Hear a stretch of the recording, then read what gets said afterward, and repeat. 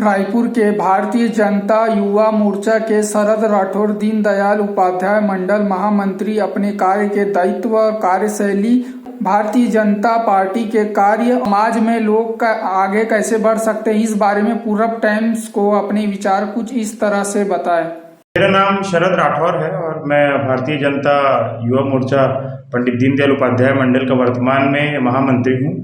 और इससे भी पहले मैं भारतीय जनता पार्टी में अनेक दायित्वों में रहा और मैं पेशे से एक अधिवक्ता भी हूँ और अकाउंटिंग का काम भी मैंने काफ़ी लंबे समय तक किया। तो इस तरह के मेरे फील्ड में जानकारी है। अब जो उनके पहले बोले कि पद में महामंत्री के पद में थे आप, तो उन महामंत्री पद के दायित्व के बारे में कुछ बता सकते हैं सर आप? महामंत्री का जो पद है भारतीय जनता पार्टी में वो बहुत ही महत्वपूर्ण पद है। अक्सर होता ऐसा है कि लोग अध्यक्ष के पद को महत्वपूर्ण समझते हैं, लेकिन हमारे यहाँ महामंत्री का जो पद होता है भारतीय जनता पार्टी में वो एक बहुत ही महत्वपूर्ण पद होता है। चूँकि अध्यक्ष एक महत्वपूर्ण पद है तो वो आगे आगे फेस उनका होता है, लेकिन जो उनके पीछे जो कार्य योजना बनाई जाती है वो जो भी एक या दो जो महामंत्री होते हैं उनकी पूरे कार्यक्रम की रूपरेखा बनाना, पूरे कार्यक्रम को कैसे तैयार किया जाएगा, कहाँ किया जाएगा, किस रूप में किया जाएगा, इसकी जो कार्य योजना है, संगठन के लोगों से बात कैसे करना है, इस सब कार्य योजना को मूल रूप में उतारने का काम जो है वो मंत्री द्वारा किया जाता है। इसीलिए हमारे संगठन में महामंत्री का जो एक दायित्व है वो बहुत ही महत्वपूर्ण दायित्व है, जिस पर मैं अभी कार्यरत हूँ और पार्टी से मैं लगातार काफ़ी समय से जुड़ा भी हुआ हूँ, तो मुझे इस पद की अहमियत की जानकारी भी है। सर, ये भारतीय जनता पार्टी संगठन के रूप में काम करती है, पारिवारिक रूप में काम करती है, कुछ बता सकते हैं इस बारे में कुछ? हमारा जो भारतीय जनता पार्टी का संगठन है उसमें अगर आपको मैं ये कहूँ कि मैं भी कल को प्रधानमंत्री बन सकता हूँ तो ये कोई हंसने वाली बात नहीं है। ये कुछ समय मुझे और लगे, थोड़ी मेहनत और करनी पड़े, जैसे मैं काम करता जाऊंगा तो पार्टी मुझे मंच प्रदान करेगी ताकि मैं आगे जा करके प्रधानमंत्री भी बन सकता हूँ। क्योंकि हमारे भारत देश के जो प्रधानमंत्री हैं नरेंद्र मोदी जी, वो भी पहले चाय बेचा करते थे। एक स्टेशन पे चाय बेचना, उसके बाद संघ में उनका लगातार प्रचारक के रूप में काम करना, उसके बाद भारतीय जनता पार्टी में अहम दायित्वों का निर्वहन करना, फिर बिना चुनाव लड़े, तो अपने जीवन में वो कभी चुनाव नहीं लड़े थे, सीधा वो मुख्यमंत्री पहली बार चुनाव लड़के तत्काल मुख्यमंत्री बने, उनको चुनाव का कोई अनुभव नहीं था। तो हमारी जो पार्टी है वो एक छोटे से छोटे कार्यकर्ता को मुख्य पदों पर और शीर्ष पर भी बैठालने का जो ताकत है वो हमारी पार्टी में है। इसके अलावा हमारी पार्टी में परिवारवाद को कोई महत्व नहीं दिया जाता है। परिवारवाद जो है वो हमारी पार्टी से काफ़ी दूर है। चूंकि यदि कोई पिता और पुत्र हैं और दोनों ही योग्य हैं, तब हो सकता है कि पुत्र को भी हमारी पार्टी में बहुत अहमियत मिले, लेकिन ऐसा नहीं है कि यदि पिता कोई बड़े स्थान पर या बड़े पद पर है तो हमारी पार्टी उसके पुत्र को भी महत्व दे या उसके पुत्र को भी बड़े बड़े पद दे। तो हमारी जो पार्टी है वो कार्डर बेस पार्टी है, कार्यकर्ता को प्राथमिकता देने वाली पार्टी है। तो ऐसी पार्टी से जुड़ा हूँ तो मुझे भी गर्वान्वित महसूस होता है। सर, जैसे भारतीय जनता पार्टी से कितने सालों जुड़े और उनका अनुभव और उनका जो सफर रहेगा बचपन अभी से लेकर भारतीय जनता पार्टी का और सफर, और किस उद्देश्य से लेकर भारतीय जनता पार्टी आए, तो उसके बारे में हम जानना चाहते हैं। आज लगभग मुझे भारतीय जनता पार्टी से जुड़े 15 साल लगभग हो गया होगा। चूंकि भारतीय जनता पार्टी जो है वो संघ से निकली हुई पार्टी है। संघ हमारे आप कहना चाहिए पिता तुल्य जो पार्टी होती है, पार्टी तो नहीं है, संघ जो है, जो संगठन है वो हमारे पिता तुल्य संगठन है।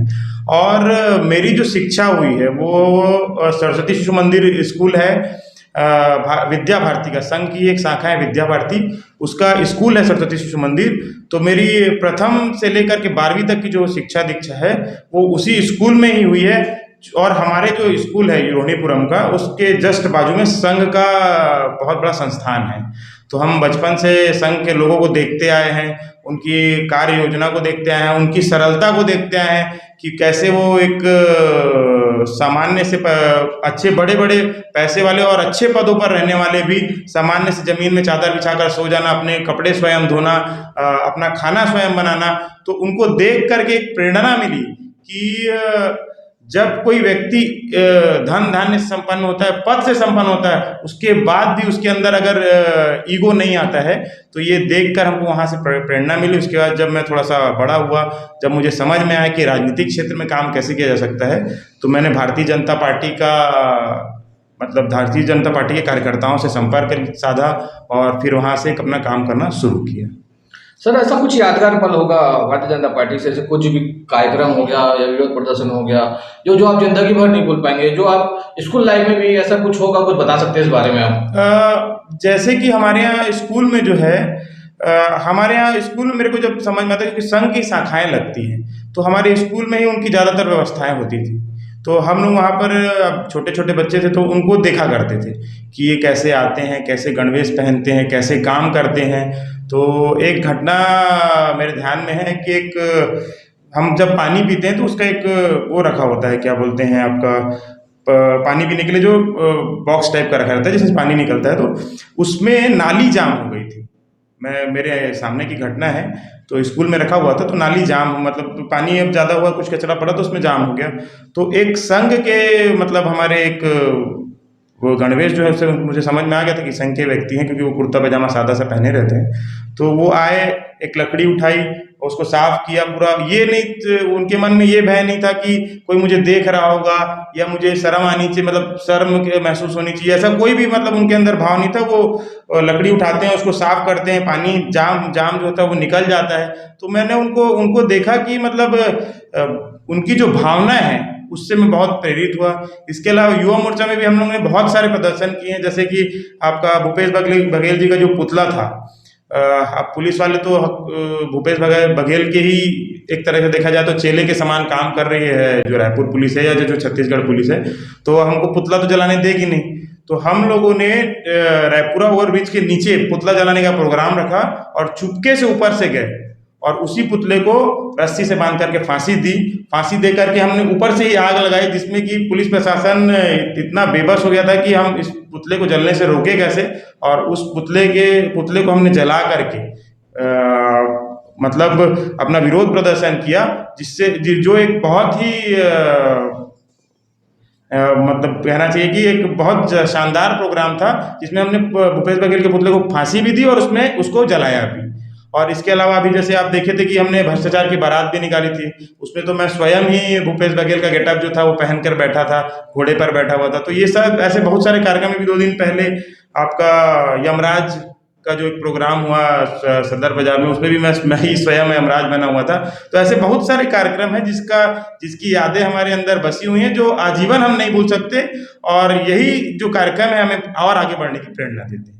ये तो सर आपको बीजेपी के साथ का सफर, आप जो सामाजिक स्तर में क्या आपकी गतिविधियां हैं आपके समाज के, कुछ बता सकते थे इस विषय में? सामाजिक गतिविधियों में चूंकि मेरी जो व्यक्तिगत विचारधारा है, मैं जैसे कहना चाहूँ तो मैं हिंदुत्व और हिंदू को ही मूल रूप से मानता हूँ। इसके अलावा मैं जाति समाज और इन सब चीज़ों को ज़्यादा महत्व नहीं देता। मुझे अगर आप हिंदू हैं तो मेरे भाई हैं और हिंदुत्व ही मेरी विचारधारा है। उसके अलावा मैं ज़्यादा किसी समाज या जाति में ज़्यादा बंटने या उसको महत्व देना पसंद भी नहीं करता। सामाजिक रूप से जैसे कि हमारे यहाँ बहुत सारे ऐसे कार्यक्रम होते हैं जिसमें जैसे दुर्गा बैठालना, गणेश जी बैठालना और इसके अलावा भंडारा करवाना, कोई कार्यक्रम हो गया जैसे शोभा यात्रा निकलवाना, तो उसमें मैं बढ़ चढ़ कर हमेशा हिस्सा लेता हूँ। और बहुत सारे ऐसे जो संगठन हैं, जो सामाजिक क्षेत्र हैं और सामाजिक लोग हैं, वो भी मुझसे जुड़े हुए हैं। मैं भी उनका सहयोग लेता हूँ, वो भी मेरा सहयोग लेते हैं और आपसी सहयोग से ही हम लोग आगे काम कर भी रहे हैं। सर, जैसे कि केंद्र की सरकार है, भारतीय जनता पार्टी की सरकार है, तो शिक्षा के क्षेत्र में और स्वास्थ्य के क्षेत्र में क्या कार्य करें, कुछ बता सकते हैं इस विषय में सर? आपको स्वास्थ्य के क्षेत्र में सबसे पहले मैं बताना चाहूँगा कि कांग्रेस के लोग कहते हैं कि एम्स हमारी देन है। जस्ट नज़दीक में ही हमारे विधानसभा क्षेत्र में ही एम्स पड़ता है और बहुत अच्छा और बहुत भव्य बना हुआ है, जिसको मैं बीजेपी का ही एक देन मानता हूँ।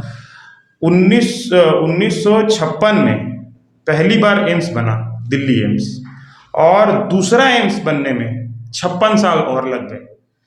2012 में दूसरे एम्स की जो है दूसरा एम्स भारत को मिला। तो ये 56 साल तक कांग्रेस पार्टी एम्स भारत देश को दूसरा एम्स बनाकर नहीं दे पाई, तो वो स्वास्थ्य के क्षेत्र में क्या उसका योगदान है मुझे तो समझ में नहीं आता। बस वो चिल्लाते हैं उसके कांग्रेस के कार्यकर्ता कि हमने एम्स दिया, एम्स दिया, एम्स दिया, ये हमारी देन है। और 2012 के 2 साल बाद मोदी जी प्रधानमंत्री बनते हैं 2014 में, और उससे अभी तक वर्तमान में 2023 तक मेरे ख्याल से, मैं एकदम कंठस्थ तो नहीं हूँ, लेकिन 20 से 21 एम्स जो है उसकी आधारशिला भी रख दी गई है, 14-15 एम्स बनाकर जनता को दे दिया गया है। तो इससे आप कांग्रेस और भाजपा के अंतर को समझ सकते हैं। 9 साल ही हुआ है भारतीय जनता पार्टी की सरकार को, मोदी जी की सरकार को, पूर्ण बहुमत सरकार को केंद्र में बैठे हुए, और वो 9 साल में यदि आपको 2 एम्स से 14 एम्स या 15 एम्स में बना करके, और मतलब जो अभी निर्माण चल रहा है वैसे बहुत सारे एम्स हैं, अगर ऐसा 9 साल में करके देती है तो मुझको ऐसा लगता है कि स्वास्थ्य के क्षेत्र में नरेंद्र मोदी जी का और भारतीय जनता पार्टी का बहुत महत्वपूर्ण योगदान है। सर, मैंने शिक्षा के स्तर में भी बोला था, उसके बारे में शिक्षा के स्तर में ऐसा है कि अभी छोटा सा एक उदाहरण दूंगा मैं आपको। केंद्रीय विद्यालय का नाम आप सुने होंगे, उसमें पहले आरक्षण चलता था, सांसदों का आरक्षण तो कोई नेता का आरक्षण, और वो क्या सेंट्रल लेवल का स्कूल है तो बहुत सारे नेतागिरी का इन्वॉल्वमेंट होता था। हमारे मोदी जी ने उस केंद्रीय विद्यालय में, अभी मेरी एक छोटी सी बच्ची है, मैं गया था उसके एडमिशन के लिए, वहाँ नेतागिरी का पूर्ण रूप से समापन कर दिया है। और वहाँ पर सामान्य व्यक्ति जो बेचारा गरीब है, जो दबा कुचला है, निचले स्तर का है, वो भी अपने बच्चों का एडमिशन डायरेक्ट करवा सकता है बिना किसी के अप्रोच से। तो ये जो शिक्षा के क्षेत्र में अभी नई नीति भी जो मोदी जी ला रहे हैं, चूंकि अभी तक जो हम पढ़ते आए, जो हम स्कूलों में पढ़ते थे, वो एक तरह से देखा जाए तो ये अंग्रेजी की मैकेले जो शिक्षा पद्धति थी वो थी, और मैकेले शिक्षा पद्धति से हमको कांग्रेस ने बाहर नहीं निकाला। हम 1947 में देश आज़ाद हो गया, हम मैकेले की शिक्षा पद्धति को आगे पढ़ते रहे, वैसे ही हम कुंठित महसूस करते थे। यदि हम हिंदी की भाषा का इस्तेमाल करते थे तो हम अपने आप को कुंठित महसूस करते थे, हम इंग्लिश बोलने में, अंग्रेजी बोलने में ज़्यादा गर्व करते थे। तो ये जो मानसिक जो गुलामी है वो 1947 में हमें उससे आज़ादी नहीं मिली थी, जो कि अभी नई शिक्षा पद्धति ला करके माननीय नरेंद्र मोदी जी और भारतीय जनता पार्टी की जो गवर्नमेंट है वो इस जो मानसिक गुलामी है उससे भी हमको आज़ाद करेगी। सर, केंद्र की सरकार में से बहुत सारी योजनाएं निकलती, कुछ योजनाओं के बारे में कुछ हमको बता सकते सर? जैसे कि अभी देखिए, अब गैस सब्सिडी की योजना, मतलब गैस जो उज्ज्वला योजना है, उससे घर घर गैस पहुंच रहा है।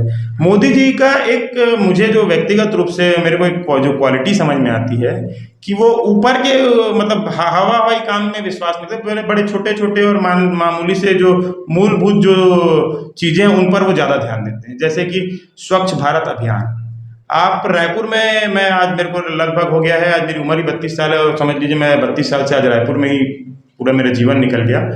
तो पहले हम देखते थे कि प्रभात टाकीज रायपुर वहाँ पे राजा राठौर चौक के पास और वहाँ आसपास कचरे का ढेर लगा रहता था।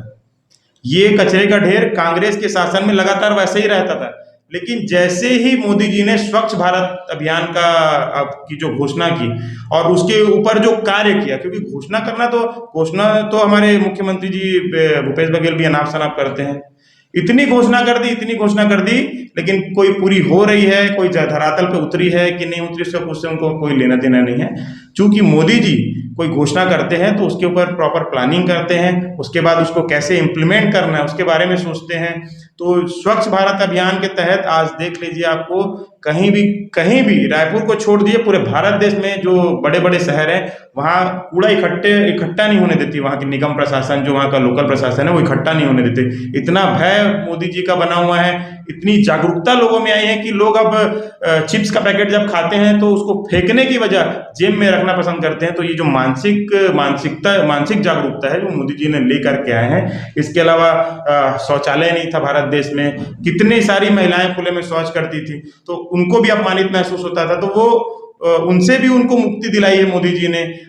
लोगों का बैंक अकाउंट खोला, इतने सारे गरीब, ये संसद में कोई नेता कांग्रेस का बोल रहा था, मैं नाम मेरे को ध्यान नहीं आ रहा है, वो बोलता है कि भारत देश में यूपीआई जो आपका पेमेंट है वो सक्सेस हो ही नहीं सकता। वो पेमेंट कभी भारत के लोग कर ही नहीं सकते। एक सब्जी वाले तक इंटरनेट कैसे पहुंचेगा?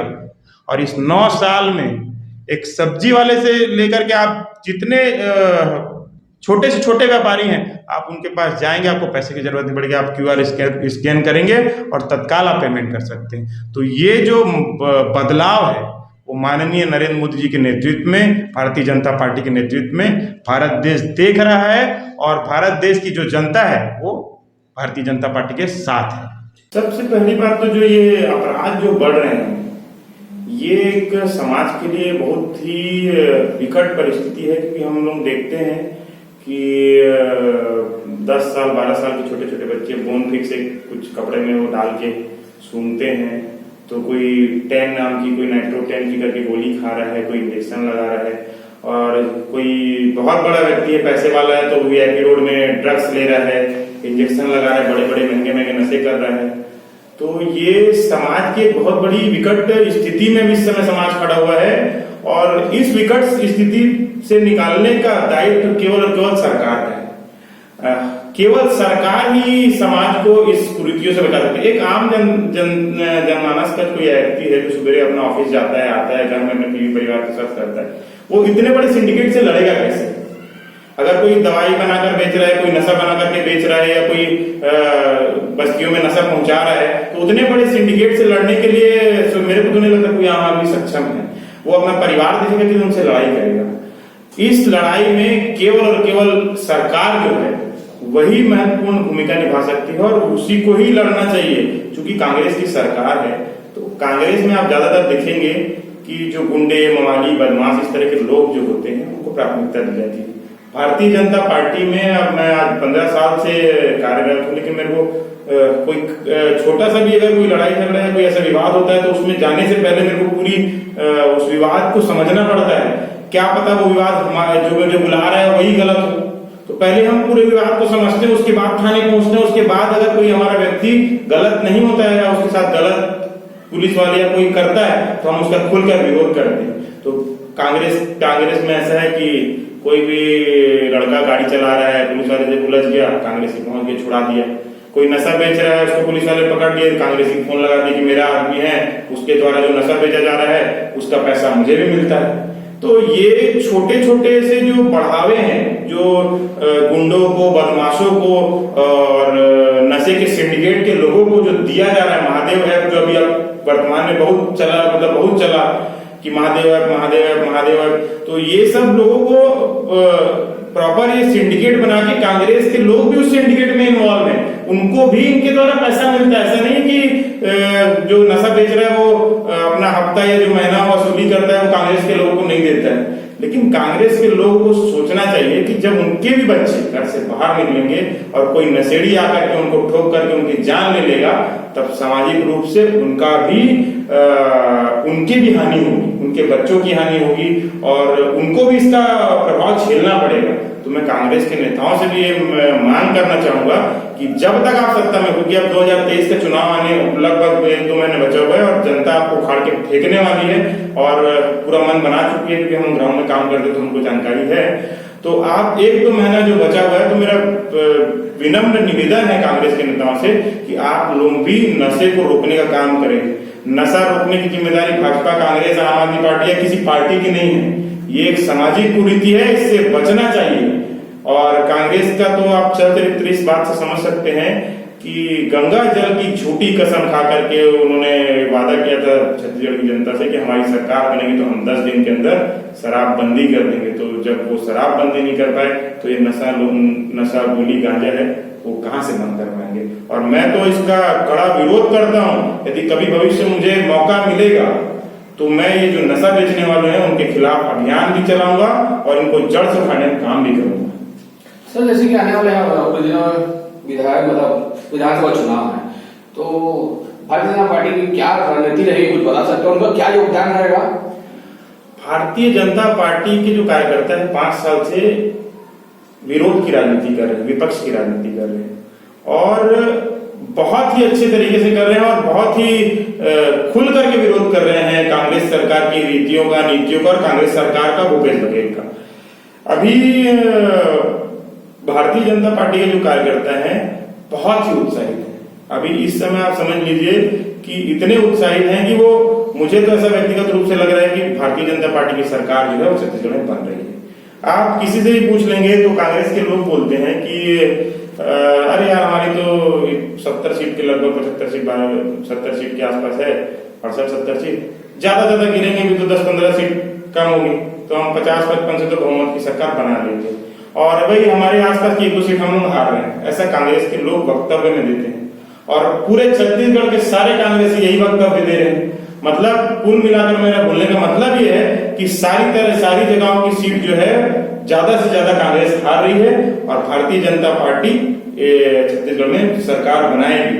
मैंने एक आंकड़ों में अभी मैं नेट पे अवेलेबल से मैं देख रहा था, तो उसमें 8000 से नीचे की मार्जिन से भारतीय जनता पार्टी पिछले बार 25 से 30 सीटें ऐसी थी जो 8000 के नीचे के मार्जिन से 2000, 3000, 5000 से हारी थी।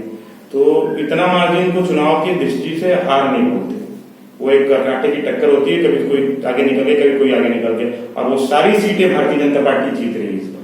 जो इनके मंत्री है, जो इनके विधायक हैं, निष्क्रियता इतनी है कि मैं बता नहीं सकता। आप यही पश्चिम के विधायक को देख लीजिएगा, वो जगह जगह होल्डिंग लगा रहा है कि 200 करोड़ का मैंने पश्चिम विधानसभा में काम कर दिया है, और जब रायपुरा चौक में जाकर देख लेंगे तो गड्ढे जो 5 साल पहले थे वो आज वैसे के वैसे बरकरार। भगवान जाने 200 करोड़ का काम उन्होंने कहाँ किया है। तो भारतीय जनता पार्टी के जो कार्यकर्ता हैं उत्साहित हैं, आगे वाले चुनाव में जाने के लिए बहुत पूरी तैयारी के साथ उतरे हुए हैं, और विधानसभा जो चुनाव है वो भारतीय जनता पार्टी पूर्ण बहुमत से जीतेगी, और मुख्यमंत्री भारतीय जनता पार्टी का ही एक छोटा सा कार्यकर्ता, कोई भी हो सकता है, वो बनेगा, और छत्तीसगढ़ में हम लोग अपना भारतीय जनता पार्टी की सरकार बना रहे हैं। सर, मैं चैनल के माध्यम से हमारे दर्शकों को क्या संदेश देना चाहते हैं सर? चैनल के माध्यम से मैं संदेश दूंगा कि अभी वर्तमान में तो बहुत सारे ऐसे त्योहार है, गणेश चतुर्थी है, नवरात्रि है, रक्षाबंधन है भी जो 2 दिन बाद आने वाला है, तो इन सब की पहले तो सबको शुभकामनाएं। और सामाजिक दृष्टिकोण से हिंदुत्व और हिंदुओं को आपस में कभी भी बैर नहीं करना चाहिए, चाहे वो किसी भी वर्ण व्यवस्था से आए, चाहे वो ब्राह्मण हो, क्षत्रिय हो, वैश्य हो, शूद्र हो, कोई भी व्यवस्था में वो रहता हो, वो सबसे पहले हमारा भाई है। और हिंदुत्व को ही हमको मूल रूप से आत्मसात कर करके, हमको वैसे भी हम आक्रांताओं से बहुत परेशान रहे हैं, काफी लंबा समय रहा है जो हिंदू समाज आक्रांताओं से परेशान रहा है, और अब ले दे करके हम अपने पैरों पर मजबूत स्थिति में खड़े हुए हैं। हम राम मंदिर बना रहे हैं, हम काशी विश्वनाथ का मंदिर इतना भव्य देख रहे हैं, तो हमें एक साथ आपसी सामाजिक सामंजस्य जो है उसको बिठाल करके भाईचारे की भावना से जातिवाद को भुला करके आपस में रहना चाहिए। यही मैं आपके चैनल के माध्यम से संदेश देना चाहता हूँ।